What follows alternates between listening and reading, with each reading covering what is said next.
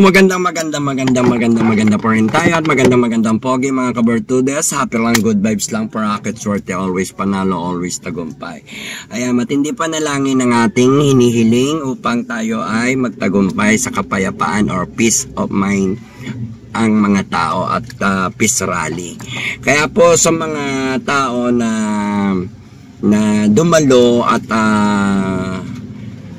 nakiisa, maraming salamat sa lahat ng inyong mga effort at sa mga nagtatanong kung ano ang magiging resulta doon sa aking mga navivision sa pangyayari ngayon. At sinasabi ko naman sa inyo ngayon, September 21,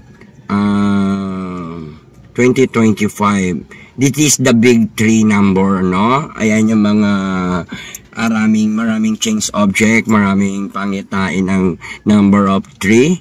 Kasi ayan ay symbols of palakasan at malakas na numero, no? At swerte. Ngunit may mga bagay na talagang nag-change object, no? Kasi merong mga cut line, no? Sa mga hindi ako nakikita at sa lahat ng gusto kong makita at gusto kong makausap, just call me on text 0962-615-5424. Ayan, Viber and WhatsApp, email para matransfer ko kayo sa aking FB account, no? At chat lang po kayo, mag-PM kayo sa akin. Ayan, sa mga nagtatanong tungkol dyan sa resulta. Sinabi ko na sa inyo na kapag itong taon na to, swerte ni BBM kapag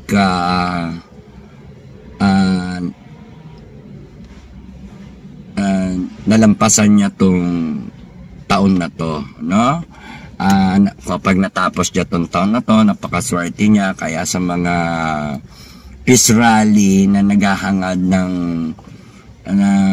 tunay na tagumpay sa inyong nakasalalay at sa aksyon nyo sa lahat ng taong bayan natin, ang mga panalangin, matulong ko ang mga matitinding panalangin para sa inyo dahil hindi ako makakapunta dyan. At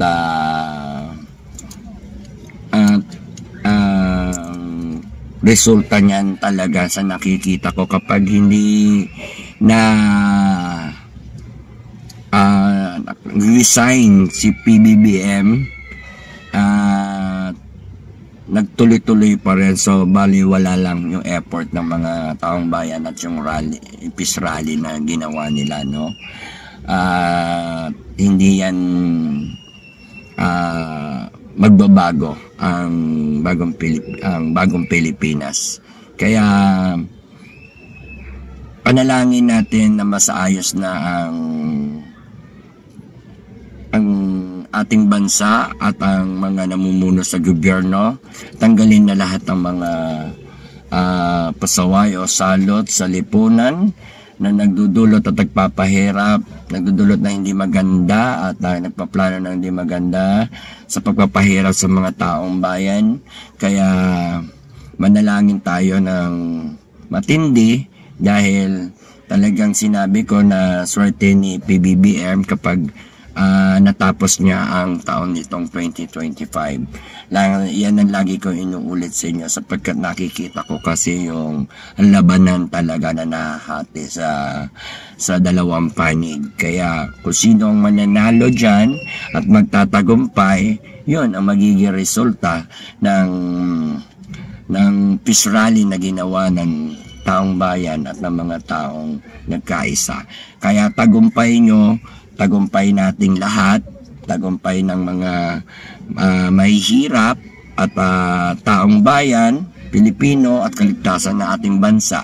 Kaya kung mananatili pa rin ang kanilang pinuno, ay sila pa rin ang magtatagumpay.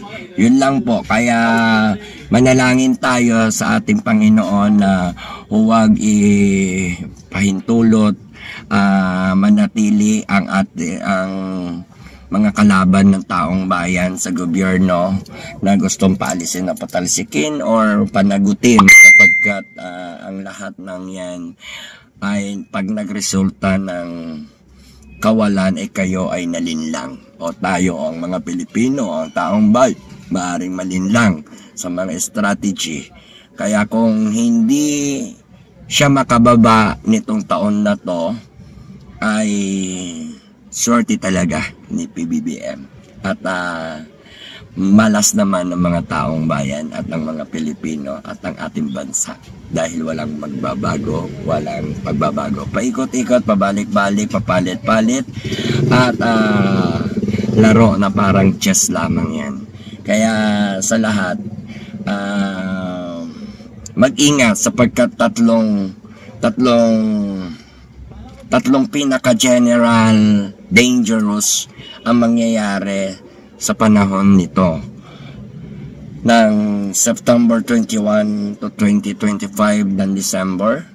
Kaya ingat po tayo at suportahan natin ang mga nakikipagbaka o nakikipaglaban upang maisulong at mapakinggan at makamit ang kapayapaan ng ating bansang Pilipinas at ng ating mamamayang Pilipino, ng ating bayan at ng mga namumuno sa gobyerno.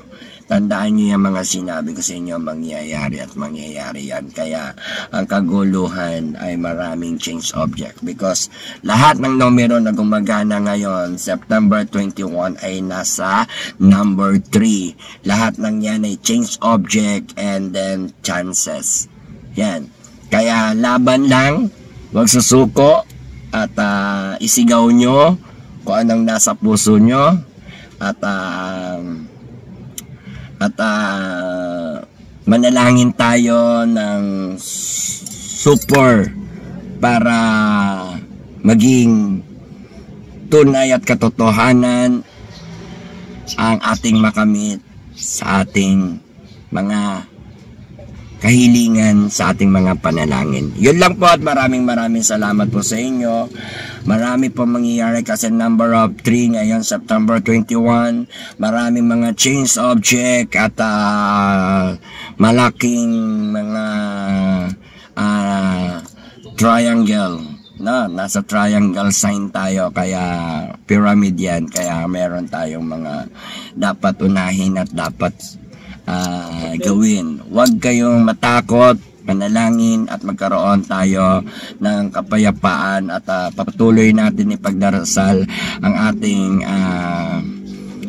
Pangulong Sara Duterte at si Vice President Marcoleta na magkaroon, ganun kagad sinabi ko, magkaroon ng pagkakataon at ito ang tamang panahon na makaupo na siya at maayos na rin. At kapag hindi talaga nakababa si President Bongbong Marcos, walang nagbago. Sayang lang ang effort ng Peace of Rally, no? At wala talagang mangyayari. Kaya good luck sa mga Peace of Rally na ginanap today. Maraming salamat po. Thank you very much po. God bless you.